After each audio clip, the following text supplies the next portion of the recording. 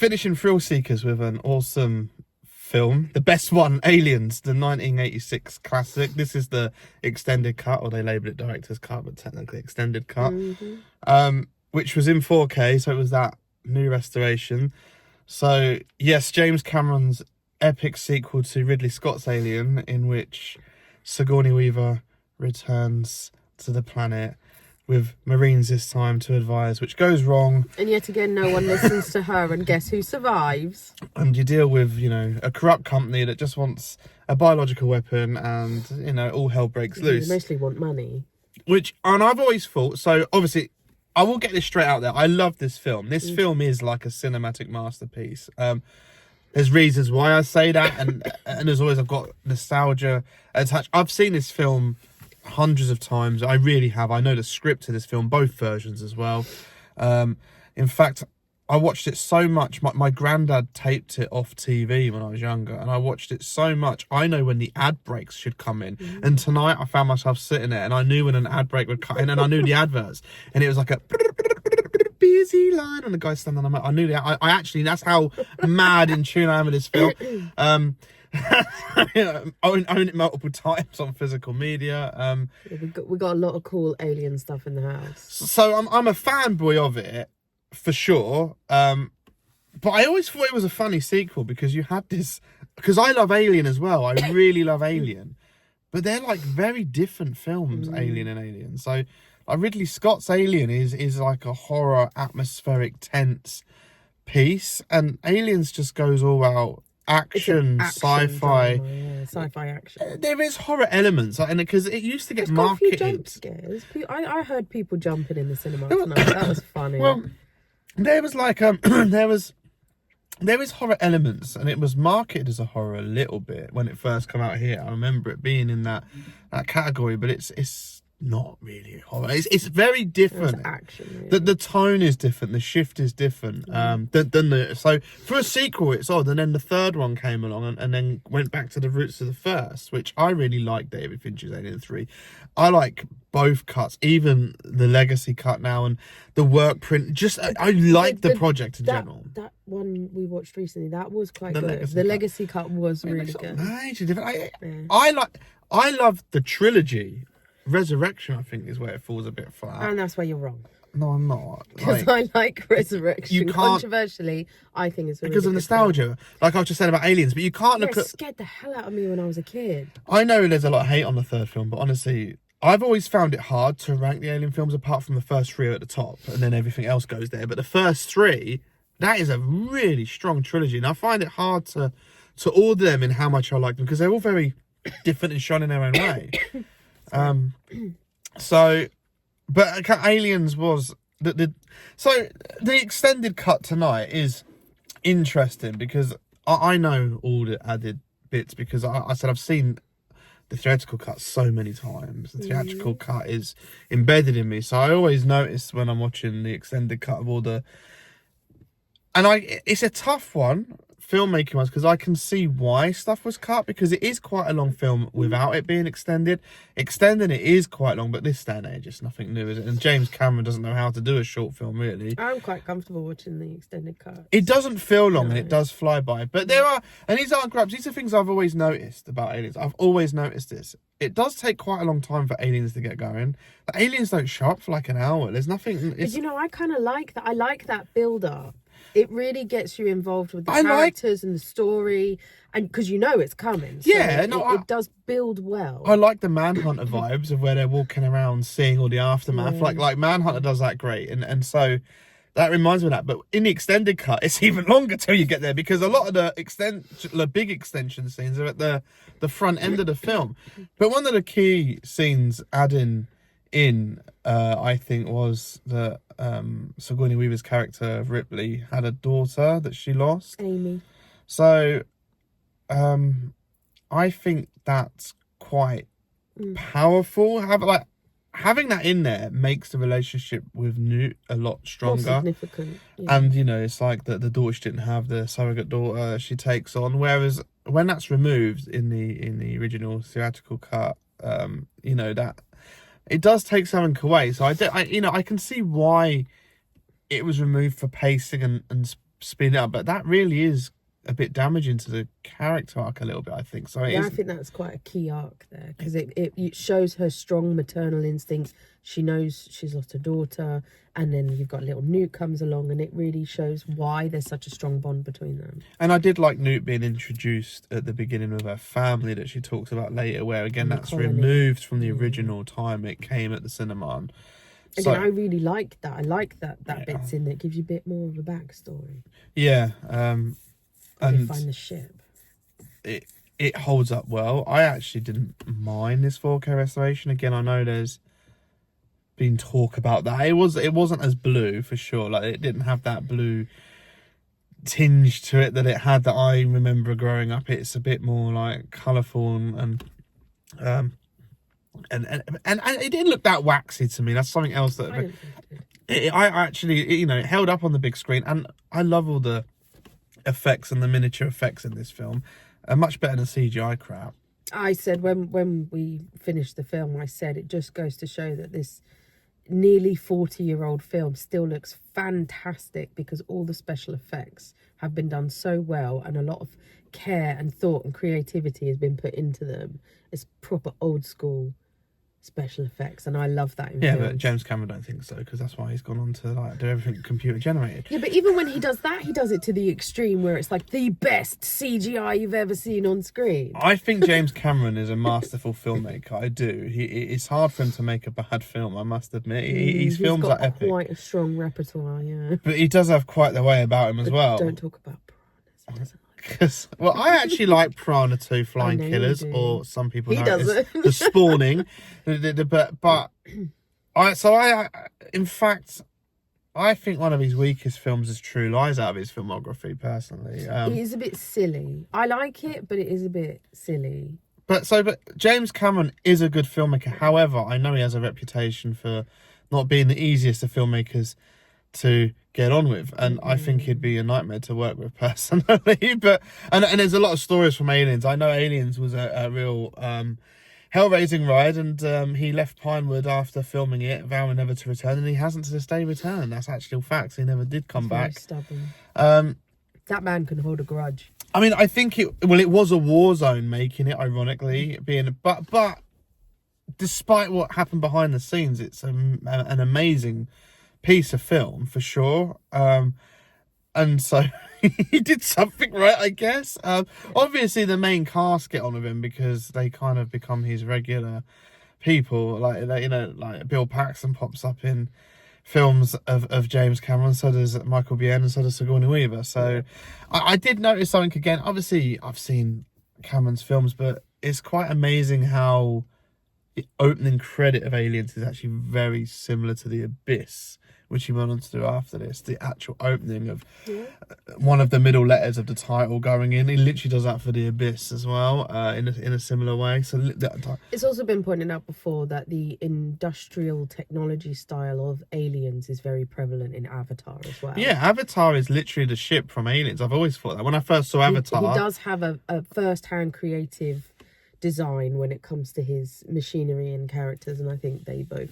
When I first saw the first Avatar, it was like watching the miniatures from Aliens come to life. Like, it was that. Even The Abyss, the set design is very similar to the complex in Aliens. He does have a very distinct style, even in his set design. They might as well have been on the either those films. They may have been on the same set, to be honest. They could have been in an underwater station in Aliens, and vice versa with Abyss. So, but the set design is amazing in Aliens. The miniature effects are incredible. Fantastic. The Queen Alien and the design. One of my favourites. That's one of my favourite xenomorph designs, is that Queen from Aliens. She is phenomenal. The editing is pretty good. I will say I did notice a few little things. When it goes to the extended bits and scenes, the sound went quieter, and there was an extension of a shot, so the shot doesn't cut. But in the theatrical cut, it started later on. So in this extended cut, the shot's longer. But when it comes to the bit where you would normally know it from, there was a little flash frame. There was a frame crossover, very subtle, very slight. But I noticed it. Editors, I was like, there was this little frame. I was like, you know, looking at it on the big screen where, you know, there's no forgiveness in watching it on a big cinema screen. It was just interesting to see that was reinserted like that, the way it looked like it had been done, because it kind of jumped slightly in the same shot. So there was like an abrupt sort of jump cut where you could see it being inserted, which you notice this more on a cinema screen than you would on a smaller at home screen, to be honest. But I do think I like both versions, to be honest. They've both got their merits. They're both good. They both have their merits and dismerits. Personally, I like the little added extras. I think they add more depth and more. There are bits that could be shaved off this. There could be a hybrid cut. Like I said, keeping the storyline of the mother, her losing a daughter, is important. But there are other bits that wouldn't affect the film if it was removed. There is. So again, I can see why the original edit was faster paced, but I think there's somewhere in the middle. There's room for a hybrid, a mid-range version of some from the extended, but some cut out like the original theatrical cut, and that would probably work well. But the cinematography is pretty ace in this. As I say, this new restoration does give it a new lease of life. It looks like a very fresh film, actually. It's quite amazing seeing it like that. The cast is cool. I think James Cameron does have a good way of getting the best out of his cast. Maybe not always in the best methods, but it definitely does. There are a few. So it is amazing, but there's a few little funny things I'd say, like when she falls into the Queen's nest with Newt and stands there wasting valuable time when the place is going to blow up, shooting everything up when it's all going to blow up anyway in a few minutes. Seems a bit unproductive. You would really just turn around and run and get out of it. And so, but if you are going to do that and you're shooting a grenade, why don't you just grenade the Queen straight away rather than the Queen jump out and follow you?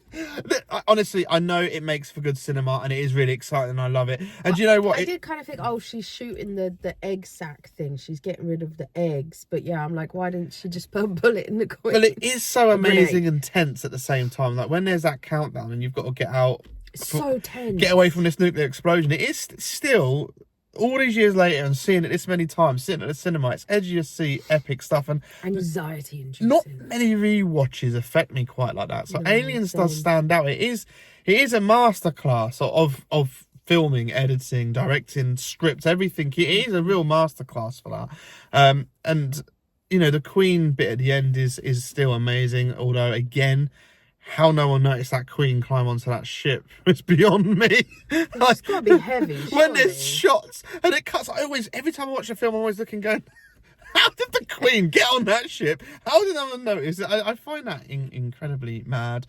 And then if you're to believe that there is the trilogy, then she's laid an egg on there as well when you go into the third one. Oh yeah, because there's a face hugger. Well, you might as well have the way that she just snuck on the ship, and why not? Because you know that great big monster. Which is amazing how she laid an egg without being attached to her egg sac she thingy. Just produced an egg and dropped it. Yeah, magic. You can mess with free all you want. It's a good film, you know. Like, and again, there's loads of missed opportunities because when she's in the power loader and grabs the Queen's head, why don't you just crush it with that great big hydraulic press? Yeah. And kill it there and then. Oh, I know the acid might melt through and blow a hole in the ship, but do you know what? Space doesn't seem to affect them because they can just open the hole anyway and just hold on for dear life. The fact that one gripe I have with this film, my one little niggle, and it's fine because I still love the film, but my one little niggle is that she is holding on in that airlock for dear life with one arm round the ladder. Yeah, your arm would snap off and go. And with the Queen hanging off of her, that thing's got to be heavy. And the fact that her arm is not dislocated in several places, like from wrist to elbow to shoulder, I am shocked. And then, not only that, but she manages to climb out of this with the vacuum of space pulling at her to climb out and close the door. At least it's not one of those later Star Wars films where there's like a hole in the ship and everyone's just walking around not even noticing.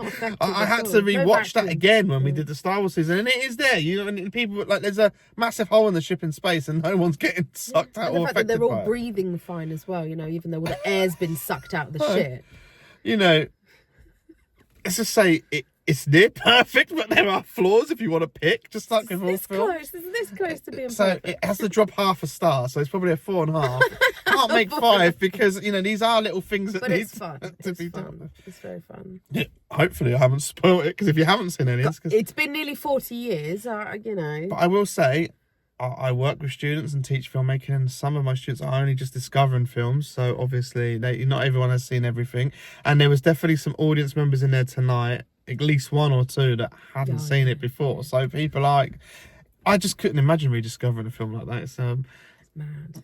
It spoils me, because when I sit there tonight, and I do love cinema, which I've seen people talk about recently with new films, but when I watch that, I'm like, there hasn't been many great new films lately that come close like to that. blowing me away like Aliens does. Like, revisiting an old film, which is a real top of its game film, it makes me feel a bit spoiled. And I'm like, oh, where's the new good ones like that? Where's the new Alien standard film? Yeah. Because I am waiting to be blown away. I've had a few films blow me away in the last 2 years, but not as many as what I used to, looking back at some of these greats and classics.